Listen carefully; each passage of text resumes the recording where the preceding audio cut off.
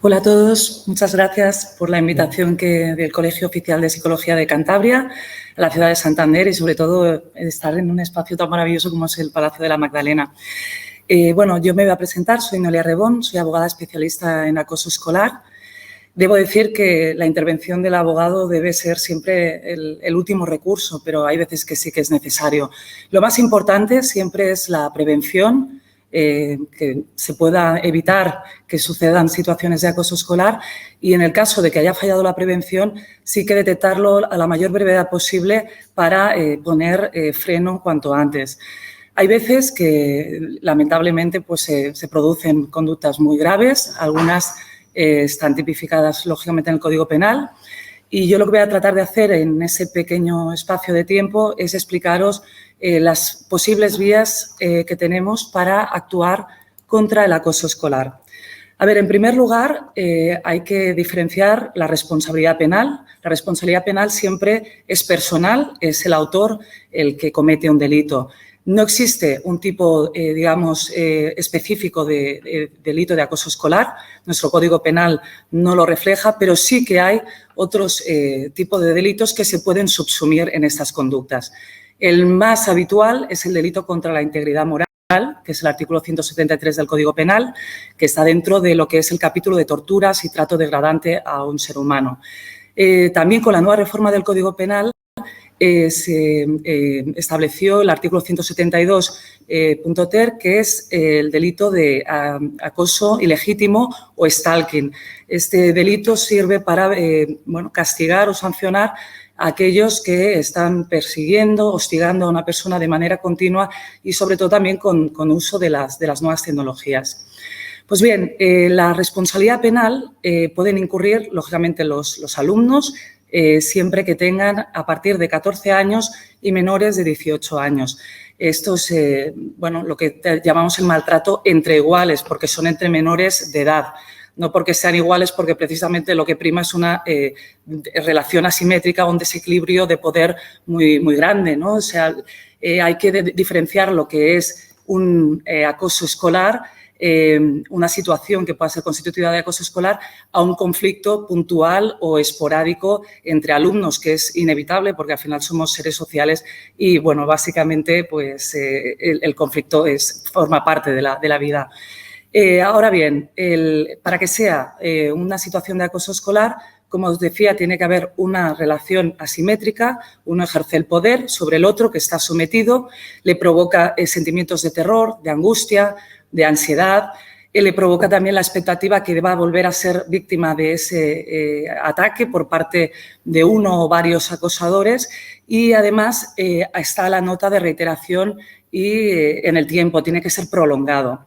Vale, pues como os comentaba del tema penal, es a partir de 14 años cuando tienen la posibilidad de ser imputables. Eso no quiere decir que cuando sean menores de 14 años no se vaya a hacer nada. De hecho, cuando llega a Fiscalía una denuncia de este tipo, tiene obligación de actuar. De hecho, lo que tiene que hacer es contactar con el centro educativo, servicios sociales y mirar si se pueden adoptar algunas medidas, porque probablemente el acosador esté en una situación pues que a lo mejor merece también la intervención, a lo mejor una situación de riesgo, desamparo, un núcleo familiar disruptivo. Entonces, también se tiene que vigilar. En el procedimiento penal de menores es aplicable, como os digo, el Código Penal, de los delitos que os he comentado, delito contra la integridad moral, el delito de stalking, el delito de lesiones, amenazas, injurias, coacciones, incluso en casos muy graves podría ser la inducción al suicidio también. Evidentemente no se puede aplicar sanciones como si fueran unos adultos, son menores de edad y se busca más una finalidad digamos, educativa, también sancionadora, lógicamente, porque son conductas que no pueden quedar impunes. Son conductas graves y tienen que aprender, asimilar que no es posible infligir un daño a otra persona, pero siempre con esa función rehabilitadora y orientadora más que sancionadora, como os digo. Las medidas que se suelen aplicar es en casos que sean muy graves. Recuerdo ahora el primer caso que aquí llamó la atención en España, que fue el caso de Joaquín de Hondarribia. No sé si os acordaréis de este caso concreto, pero es cuando realmente se empieza a hablar de acoso escolar y con la conciencia de que es muy grave. Este chico al final acabó precipitándose por un acantilado con una bicicleta después de haber sufrido una situación muy penosa y muy lamentable que no se pudo reconducir ni al colegio ni por parte de las familias y acabó con este trágico desenlace. Bien, la responsabilidad penal, como os digo, las medidas que se pueden adoptar serían, en casos muy graves, internamiento en régimen cerrado o semiabierto, incluso en algunos se puede poner una libertad vigilada. Se busca también hacer pues, tareas socioeducativas, si es necesario un tratamiento ambulatorio, y estas serían las básicas medidas que se pueden aplicar. Responsabilidad penal. Este tema también es importante porque a partir de ahora se está abriendo una nueva línea. De hecho, hay un antecedente ya de un caso en Cáceres de responsabilidad penal en caso de docentes, directores o incluso inspectores de educación. ¿Por qué? Porque tienen deber de actuar y en el caso de que sea un caso flagrante y que haya habido una pasividad y una inactividad y se ha producido un daño menor, puede generar una responsabilidad penal también.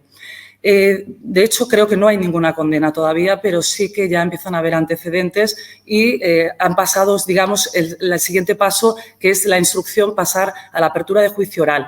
Han acabado con absoluciones, al menos los casos que yo conozco, pero ya estamos en esa línea. Es importante que desde los centros escolares se actúe desde el primer momento. Ahí la importancia de este programa TEI tan maravilloso y que tiene tan buenos resultados, pero la verdad es que en España tenemos algunos ejemplos bastante penosos de centros escolares o que no lo han sabido gestionar correctamente y se ha producido un daño muy grave.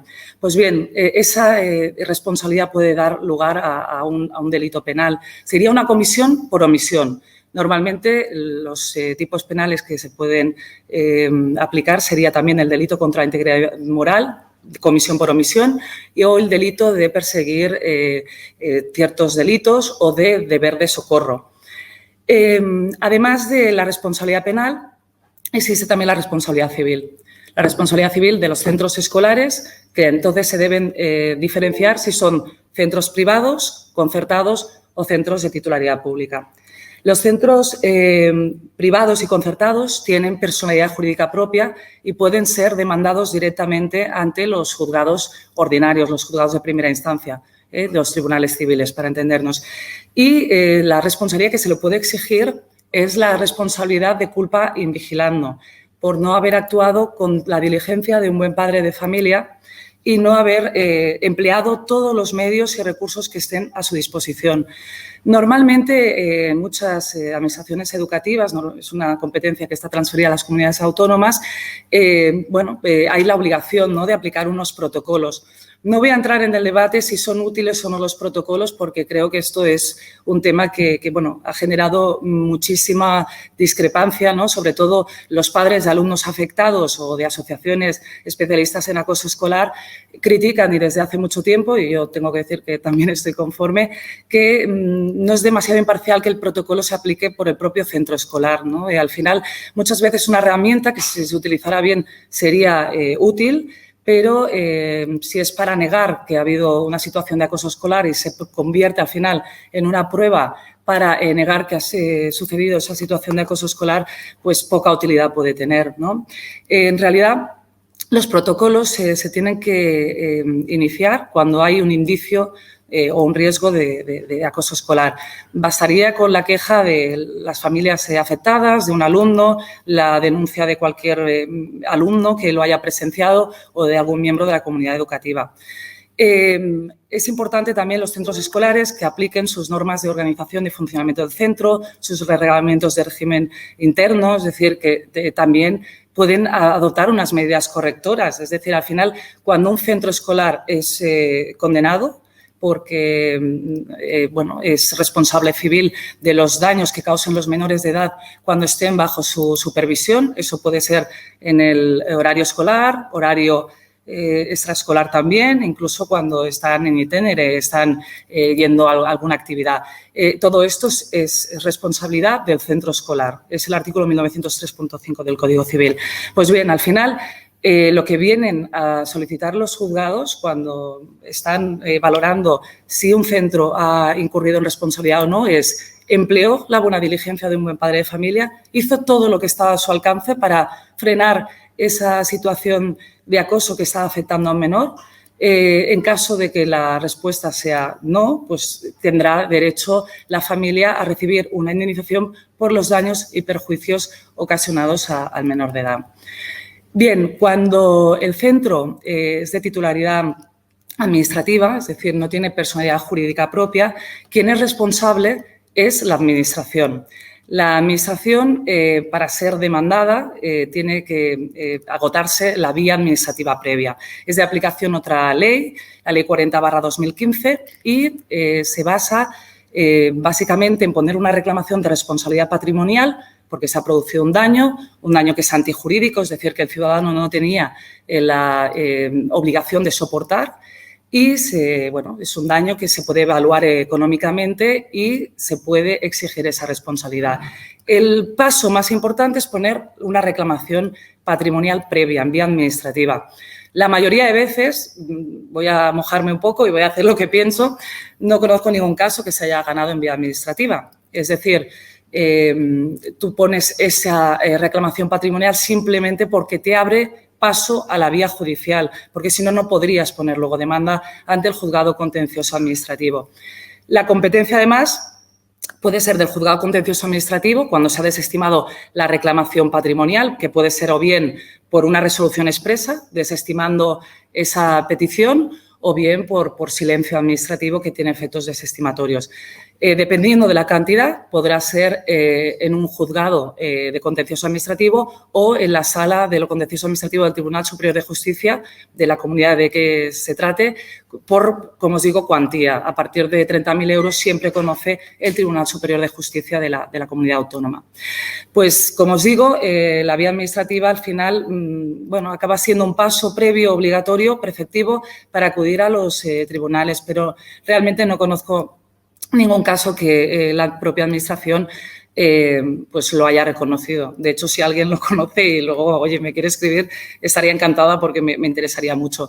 Yo hace 3 años intervine en un caso aquí en la Cataluña, que es de donde soy yo, de Barcelona, de un centro escolar que, bueno, lo explico porque fue bastante llamativo. De hecho, intervino como perito, como psicólogo que emitió un informe, Javier Pérez Aznar, que está aquí presente con nosotros. Y, bueno, la verdad es que nos estimaron la demanda en el juzgado contencioso administrativo. El ciberacoso se ha disparado en la pandemia.